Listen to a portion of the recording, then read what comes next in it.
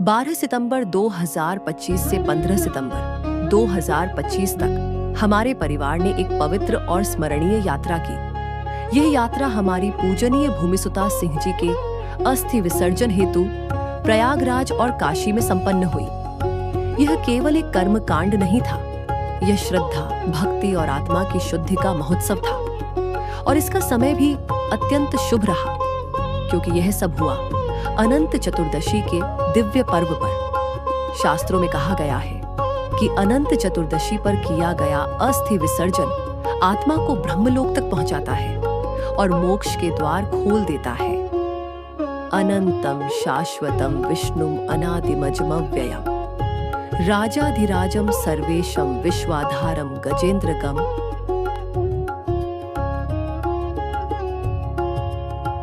यात्रा की शुरुआत हुई प्रयागराज से। प्रयागराज, जहां पवित्र त्रिवेणी संगम है, गंगा, यमुना और अदृश्य सरस्वती का मिलन स्थल। यहीं पर अस्थि विसर्जन को सबसे श्रेष्ठ माना गया है।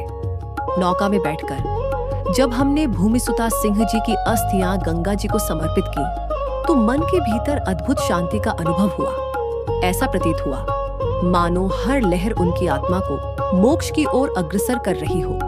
कहावत है, जहां गंगा बहती है वहां मनुष्य के पाप भी बह जाते हैं। मंत्रोच्चार और शंख ध्वनि के बीच जब अस्थि जल में प्रवाहित हुई, तो हृदय में यह भाव उमड़ा कि यह अंतिम यात्रा नहीं, बल्कि एक अनंत आरंभ है।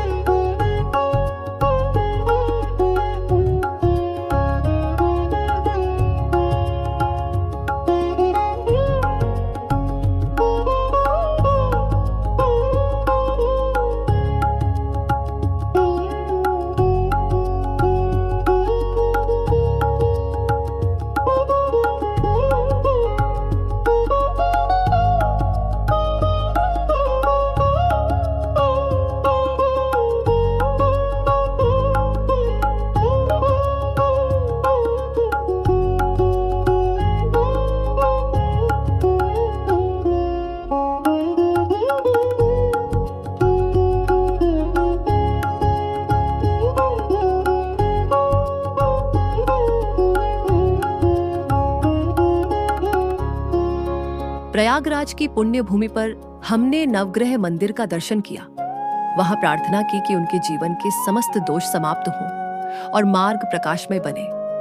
फिर विष्णु नारायण मंदिर में प्रभु के चरणों में अर्पण किया और महर्षि भरद्वाज आश्रम पहुंचकर लगा जैसे स्वयं अर्षि आज भी ध्यानस्थ होकर शांति और ज्ञान का आशीर्वाद दे रहे हों। ओम नमो भगवते वासुदेवाय। कहावत है, मंदिर की घंटी और मन के भाव दोनों भक्ति को जागृत कर देते हैं।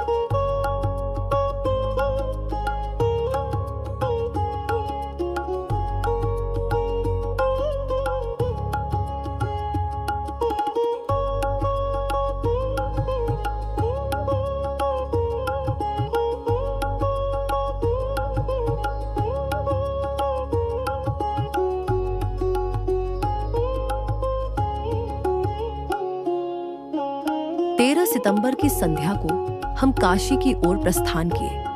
गंगा किनारे बहती हवाओं में ऐसा लग रहा था मानो हर क्षण तपस्या है। काशी यह स्वयं महादेव की नगरी है। शास्त्रों में कहा गया है, काश्यां मरण मुक्ति स्यात्, अर्थात काशी में मृत्यु ही मोक्ष का द्वार है। यहां आकर जीवन और मृत्यु दोनों का वास्तविक अर्थ समझ में आता है। कहावत है, काशी वह नगरी है जहां मरने से पहले जीना सीख लिया जाता है। 14 सितंबर को हमने काशी विश्वनाथ ज्योतिर्लिंग के दर्शन किए। विश्वनाथ जो केवल काशी के नहीं बल्कि संपूर्ण सृष्टि के नाथ हैं। मंदिर के गर्भगृह में प्रवेश करते ही लगा मानो काल ठहर गया हो। शिवलिंग के सम्मुख प्रसाद अर्पित कर और गहन प्रार्थना करके हृदय में अद्वितीय शक्ति का संचार हुआ। ऐसा प्रतीत हुआ मानो महादेव स्वयं आशीर्वाद देने पधारे हों। श्लोक गूंजती ध्वनि, ओम नमः शिवाय। कहावत है, जो विश्वनाथ के चरणों में झुकता है उसका जीवन धन्य हो जाता है।